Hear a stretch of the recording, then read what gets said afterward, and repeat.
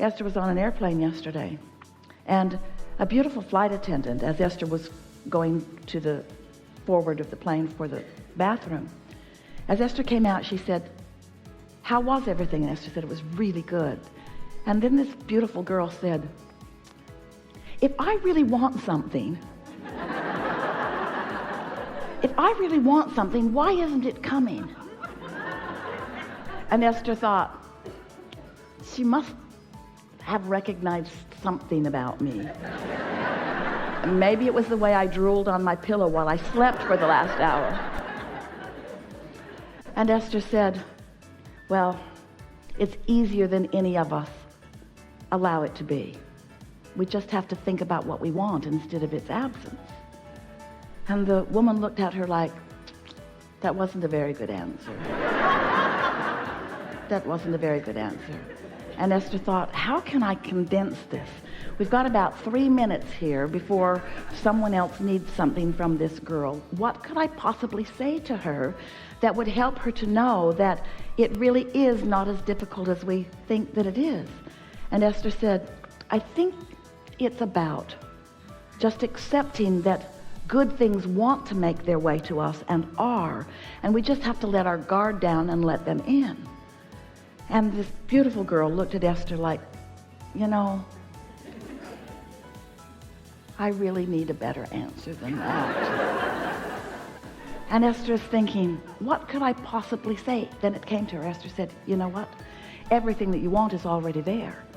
And the woman looked at Esther like, are you out of your freaking mind? If everything that I want was already there, then we wouldn't be having this conversation.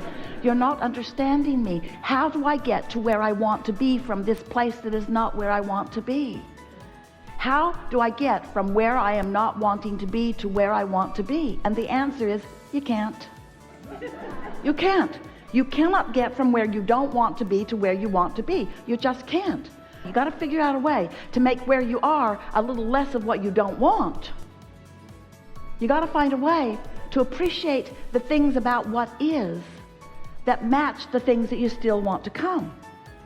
And so Esther said, well, all day, every day, I just try to stay in my lane. And the woman looked at Esther like, this is hopeless, isn't it? Because now you're talking about driving. And Esther said, when I wake up in the morning, and you too, when we wake up, we are in that place where we can let in the things we want. And if we could just stay in that place of letting in the things we want, then the things that we want would just occur to us and appear to us and happen to us. We would have conversations and relationships and experiences. If we could just feel good like we do when we first wake up. And so Esther said, when I first wake up, I realize that I'm new in the world, that I just woke up, and that everything is working out for me in a better way than it ever is right now when I first wake up. And if I can just hold myself in that state of appreciation a little longer and a little longer and a little longer, then things begin to show me how well they're working out for me. Like us talking right now. Don't you think that this is a wonderful thing that we're having this conversation about deliberate creation, about living life on purpose, about getting everything that we want here on an airplane with all of these people? Don't you think this is sort of an amazing thing? Well, and Esther sat back in her seat and she thought, I am willing to get up every morning for the rest of my life and practice being in my lane. Meaning, you know how to do it. You're in your car, you're driving down the road. You don't try to occupy the same space as a car in front of you. You have a sense of where you are. If you begin to drift a little bit because you're not paying attention and you hear the rumble strip on the side of the road, you do something about it, don't you? You don't wait until you're in the grass before you try to correct it. You don't wait until you're off the bridge before you try to correct it. In other words, because if you let the momentum take you without paying attention, then off you go into the grass, and then you've bumped up against something else, and then something else, and then you are off the bridge, and then there's so much more that has to be done to bring you back into your rightness. There's all those new legs and arms that they have to attach to you and plug up all the holes that you've punctured in yourself, or even get a whole new body and start all over, and that's time consuming. isn't it nice that you just pay attention to where you are? You deal with it as it comes along because it's natural to you. And that's really what you're wanting to do relative to the thoughts that you think. The other morning, Esther had been watching television, politics, and took all of it as she could, and then she turned off the television and thought, well, now I'm informed and depressed. And as she slept, her vibration cleared like it always does. In other words, when you sleep, whatever momentum you've got going on subsides while you sleep. And when she woke up, she knew that she was in a new world, that she was alert and awake, and that it was a fresh new day. And she thought, ooh, I really want to keep this momentum going. So she brushed her teeth and sat to listen for 15 minutes to the guided meditation.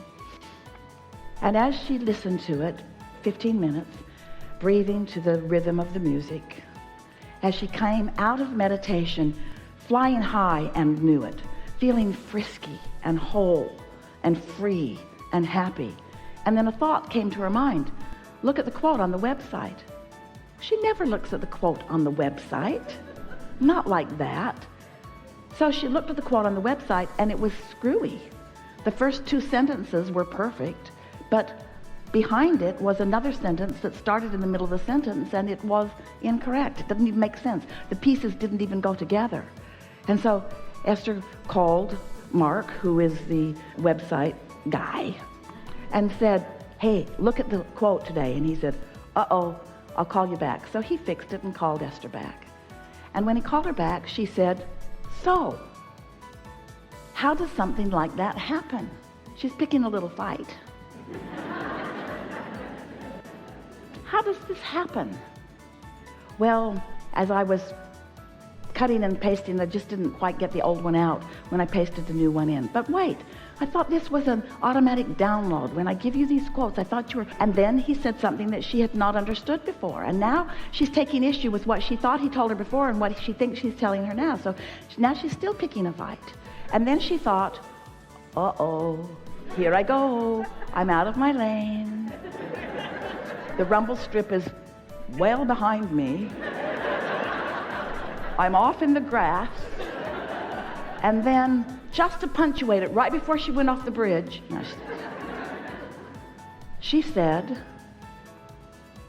the mother lode of all dysfunction, would you like me to do this?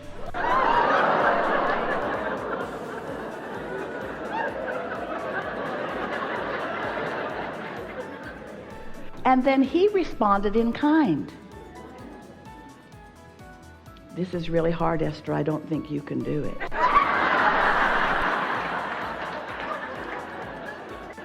And then Esther said, I'm really smart,